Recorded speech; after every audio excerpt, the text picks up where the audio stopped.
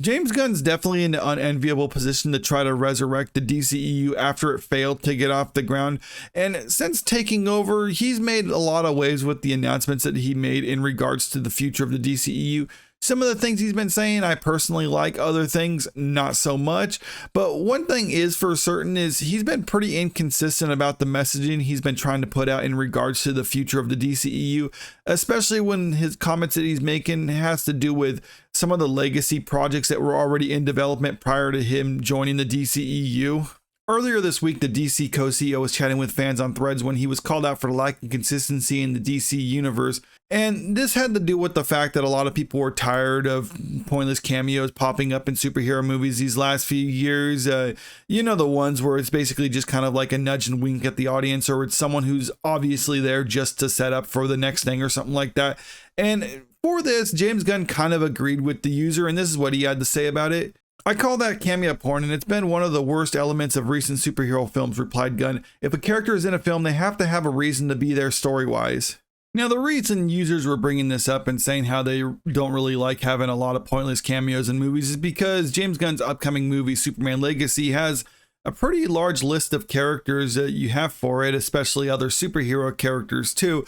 And that's why people were thinking like, okay, is he going to be doing the same thing where they're just throwing in a bunch of random cameos into the movie to try to set up his DCEU? Because that's essentially what he's doing with the Superman Legacy. So it would make sense, at least from the audience perspective, that that's what James Gunn is going for with this. But he kind of had some pushback on this issue, and this is what he had to say. "The whole point was it's not a large film. I mean, it's not in terms of cast.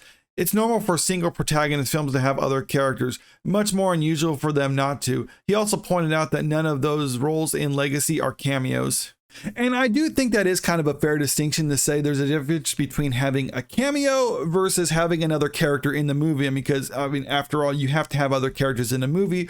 But this being a Superman movie, the other characters that you need to include would be like Lois Lane, Lex Luthor, Jimmy Olsen, maybe. But you don't need to have a lot of these other characters in it. But James Gunn's saying they're not just pointless cameos, or it's not cameo porn because they're actually going to serve the story. But what does he mean by serving the story? Does he mean it's going to serve the story in that it's going to set up the future DCEU or something like that? Because I guess that would be serving the story, but I mean, it's not really what people are looking for. I mean, to me, it does seem like it's just another cameo porn. He's just trying to backpedal or saying that's not what it is, but whatever. I mean, he's shown in the past that he can work ensemble cast, so maybe he can actually weave it together. But I do have my doubts about that because he's saying here he doesn't like having a lot of these random cameos or cameo porn.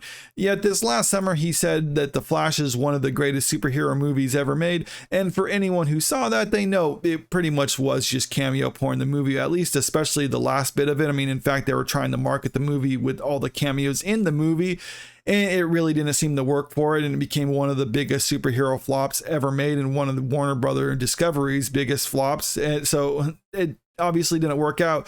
Now, I understand he was appointed the co-CEO of DC Studios, and while he didn't have any involvement with the production of this, I think he did have some post-production input on it, but still, this wasn't his movie, but yet he was still the CEO, so he couldn't just go out and say, like, this is a terrible movie, don't see it, but at the same time, he didn't have to say it was one of the greatest ever made.